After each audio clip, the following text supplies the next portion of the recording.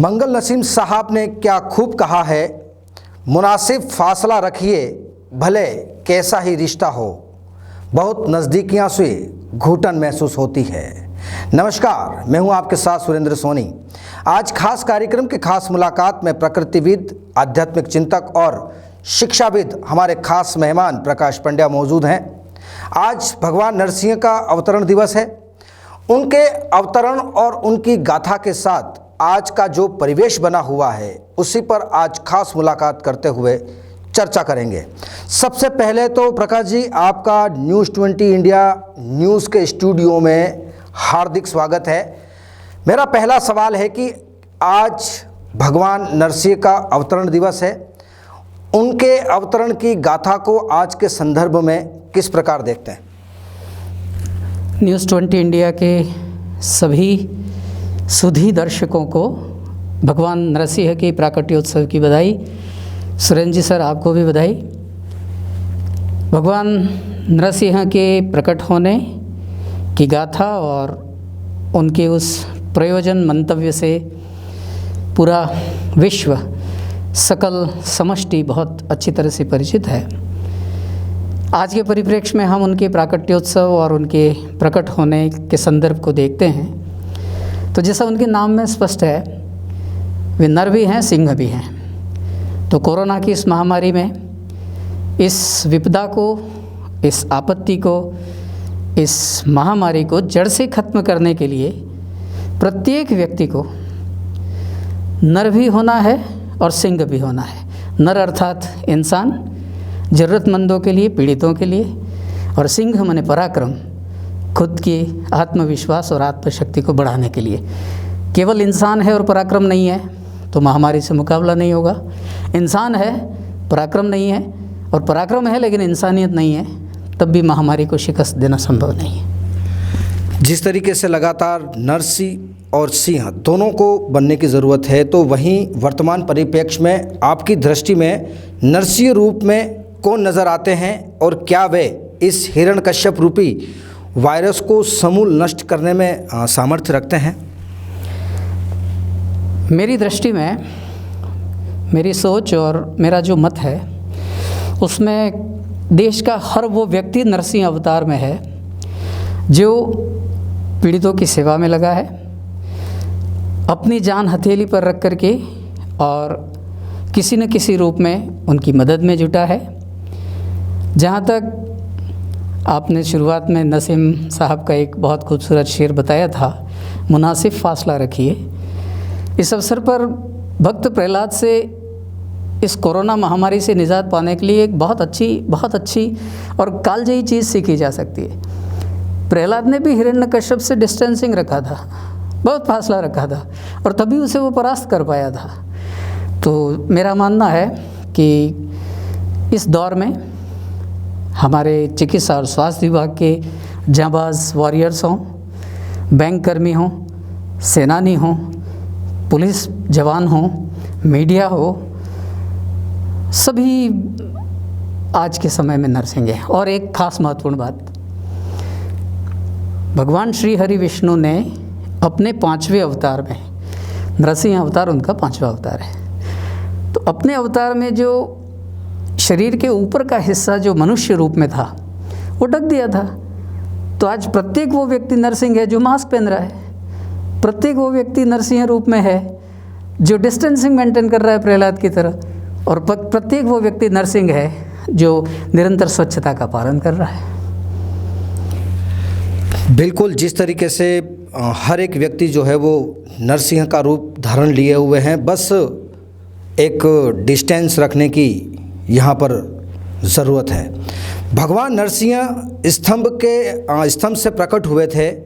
इस महामारी के दौर में इसे जड़ से खत्म करने के लिए कौन किस स्वरूप में कहाँ से प्रकट हो रहा है? सर, इसे अध्यात्म की शक्ति का प्रभाव कहें, संयोग कहें, भारतीय मनीषा और चिंतन कौशल है उसका प्रताप और उसका प्रभाव कहें। भगवान नरसिंह भी स्तंभ से प्रकट हुए थे और भारत की संवैधानिक व्यवस्था में 4 स्तंभों का जिक्र है। विधायिका पहला स्तंभ, कार्यपालिका दूसरा स्तंभ, हमारी माननीय न्यायपीठ तीसरा स्तंभ और चौथे में आप खुद हैं मीडिया का चौथा स्तंभ। तो नरसिंह तो कलिकाल में भी और 21वीं सदी के इस दौर में भी जब महामारी अपना कुछ अस्तित्व दिखाने पर उतारू है तो प्रकट तो स्तंभ से ही होंगे, चाहे वो विधायिका से हों, कार्यपालिका से हों, माननीय न्यायपीठ से हों या मीडिया से हों, स्तंभ से ही प्रकट होंगे वो, और हो रहे हैं। बिल्कुल, ये फाइनल है कि स्तंभ से ही प्रकट होना, ये हर युग में स्तंभ से ही प्रकट होंगे। और इस युग में भी, उस युग में केवल एक स्तंभ से प्रकट हुए थे, आज इस महामारी से निपटने के लिए 4-4 स्तंभ लगे हुए हैं और सब शिद्दत से लगे हुए हैं।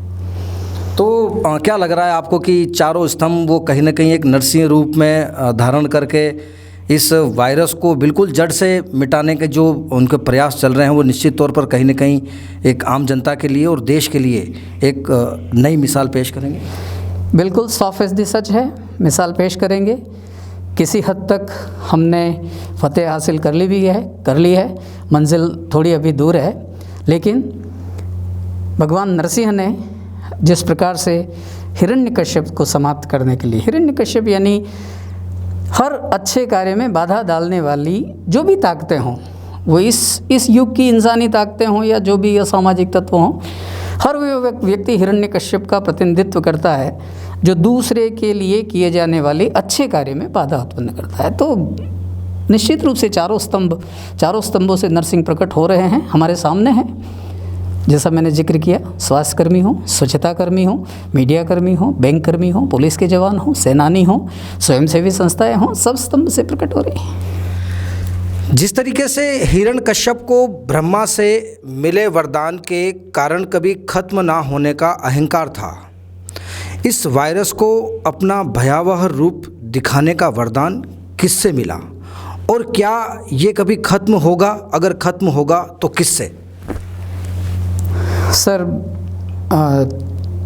न्यूज़ 20 इंडिया की ही अपनी पिछली मुलाकात में मैंने आपसे एक निवेदन किया था कि जितनी भी अच्छी बातें हैं वो सब व्यक्ति के मन पर, जिसे हम कह सकते हैं आत्म अवबोध या आत्म मूल्यांकन या आत्म अनुशासन।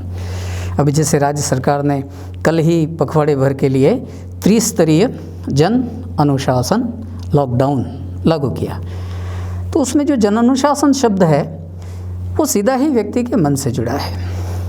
आपने प्रश्न बहुत सुंदर और बड़ा सामयिक, समीचीन, प्रासंगिक प्रश्न किया कि हिरण्यकश्यप इसलिए अहंकारी या दंभी या अपने गुरूर में चूर था कि उसे ब्रह्मा से वरदान मिला था। और वरदान क्या मिला था? न दिन में मरेगा, न रात में मरेगा, न इंसान से मरेगा, न पशु से मरेगा, न घर के अंदर मरेगा, न घर के बाहर मरेगा। अब इसको अगर वर्तमान संदर्भ में हम देखें, इस कोरोना काल की दृष्टि से, जहाँ जन अनुशासन की सबसे पहली आवश्यकता है, तो ये जो हिरण्यकश्यप है, महामारी रूपी हिरण्यकश्यप है, इसको वे लोग वरदान दे रहे हैं जो राज्य सरकार या प्रशासन के द्वारा निर्धारित नियमों की पालना में बाधक बन रहे हैं। महामारी को उन्हीं लोगों से वरदान मिला हुआ है जो नियम पालन में बाधक हैं, खुद नहीं कर रहे, जो कर रहे हैं उनके लिए भी बाधा उत्पन्न कर रहे हैं। तो ये वर्तमान संदर्भ में हम देखें तो उस नरसिंह को ब्रह्मा से वरदान मिला था, लेकिन वरदान में भी एक जो सच्चाई थी, उसका जो समूलोच्छेदन था, जैसे हम कह सकते हैं जड़ से खात्मा, वो तो छिपा हुआ था ही। तो न घर के अंदर मारा, न घर के बाहर मारा। और एक महत्वपूर्ण बात सर,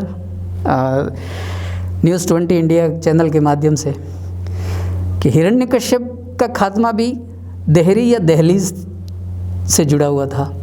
इस कोरोना महामारी का खात्मा भी देहरी या दहलीज से ही जुड़ा हुआ है।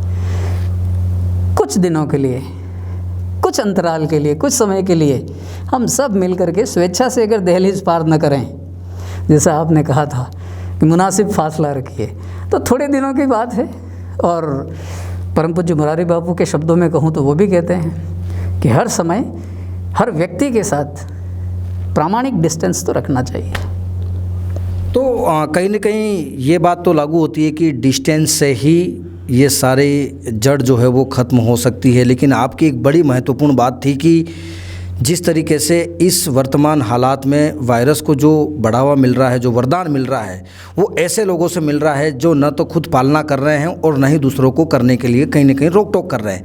तो ऐसे लोगों के लिए क्या आपके पास ऐसा कोई रामबाण है जो सरकार इस पर विचार विमर्श करे और उसको लागू करे? इस प्रकार के लोगों को बहुत तरीके से और विधि सम्मत तरीके से प्लान्ड वे में इनको सूचीबद्ध किया जाना चाहिए और इसके दोनों पहलू देखने चाहिए। आखिर क्या ऐसी मजबूरियां हैं, क्या ऐसी आवश्यकताएं हैं कि जिनके कारण वे लोग अपने आप को घर में रोक नहीं पा रहे, तो उनके कारणों को भी एक सूचीबद्ध किया जाए। हो सकता है कि कुछ सकारात्मक कारण नज़र आ करके वो प्रशासन के हित में साबित हो जाए, कालांतर में सरकार के हित में साबित हो जाए, सामाजिक व्यवस्था के हित में साबित हो जाए। और अगर वो वाकई ही फिजूल के, जिसको अपन तर्क संगत नहीं कह सकते या सामान्य शब्दों में कहें तो गले उतरने वाले अगर उनके कारण नहीं हैं, तो ऐसे लोगों की सूची भविष्य में जब भी कोई सामाजिक स्तर पर या प्रशासनिक स्तर पर या और एक बड़े स्तर पर जब भी कोई इस तरह की कोई वारदातें, घटनाएं हों, तो ऐसे लोग तो बड़े काम के हैं। बिल्कुल, जिस तरीके से बताया कि वर्तमान हालात में ऐसे लोगों को इस वायरस से कहीं ना कहीं एक वरदान मिला हुआ है कि न तो वो खुद पालना कर रहे हैं और ना ही दूसरों को करने में रोक टोक कर रहे हैं। फिर हाजिर होंगे ऐसे ही खास मेहमानों के साथ, तब तक बने रहिए हमारे साथ। नमस्कार।